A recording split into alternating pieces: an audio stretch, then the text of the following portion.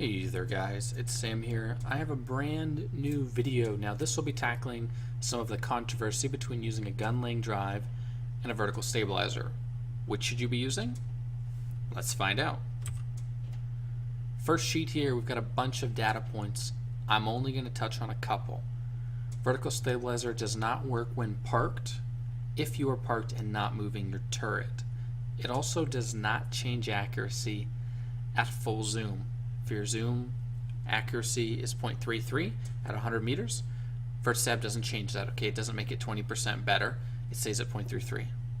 Gun laying drive works regardless of whether you're moving a little bit or a lot, anytime your tank is actually zooming in. Now sometimes as you're going around the terrain, you're not zooming at all, okay? Your tank's not even trying to zoom. This is when GLD would not work, but Vert stab would. It's available from Tier 1 and onward, not true about the Vert. And lastly, and honestly most importantly besides the actual aim time reduction, it comes in one flavor. Now what I mean by this is that you can put a GLD on any other tank, whereas a vertical stabilizer is split. It can only be used on the right MK versions, so MK1, MK2, that kind of thing. Now as you should actually class specific. I'll leave that up for you to decide, and we've got a few more data points here to dig into, but I think generally speaking, yes, Vert stab is used with mediums and aggressive lights, and EGLD is typically heavies and artillery.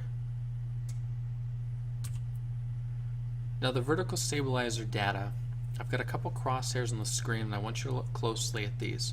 The one on the left is using a vertical stabilizer, the one on the far right is not, and the one in the center is irrespective of using one. Now what I mean by that, and we touched on this initially, Vert stab does not change your max zoom. So full zoom, as I put here, is the same for both guns. But starting bloom is quite different, and I hope you can see that here on your screen. Two big things to note: does not work when immobile, including moving your turret, and time to max aim is the same.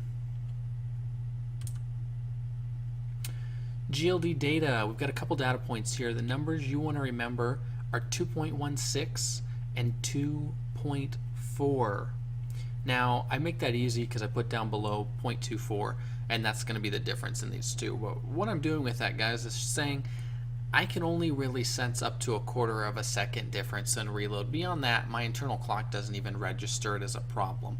And this is only going to be on vehicles that I've played a lot. So for me, that would be things like an IS-3, that kind of tank where it adds on to the reload, which is not hugely long. I'll feel the difference. Now this number for you might be something else entirely, but for me, about 1/4 of a second is where I'll start to feel it. Because of that, if it's over 2.4 seconds for my aim time, I pick up a GLD. Anything smaller than that? No, I don't really pick it up. I just can't feel it. Now again, this number could be different for you. Maybe you can feel 1/10 of a second in aim time, then maybe you want a GLD, but I can't. So I'm just kind of sharing where I'm coming from here. Couple conclusions. TLDR, use both. Also, highly recommend the 2.4 second rule for GLD if deciding, does my tank need it? Next, vertical stabilizer, absolutely the preferred pick when it comes to mediums or heavies, anything that uses a lot of turret rotation. Now for TDs, this is where it gets interesting. It's pretty tank specific. An E4 plays a lot more like a heavy, probably wants a Vert stab. Tank like Yagi 100 probably doesn't care. Tank like an FE 183 would prefer a vertical stabilizer because your reload is so long, you need absolutely everything to work with you there. I hope this helped, guys, and it was at least a little bit interesting. I know I enjoyed digging through the numbers on this and seeing what they actually were.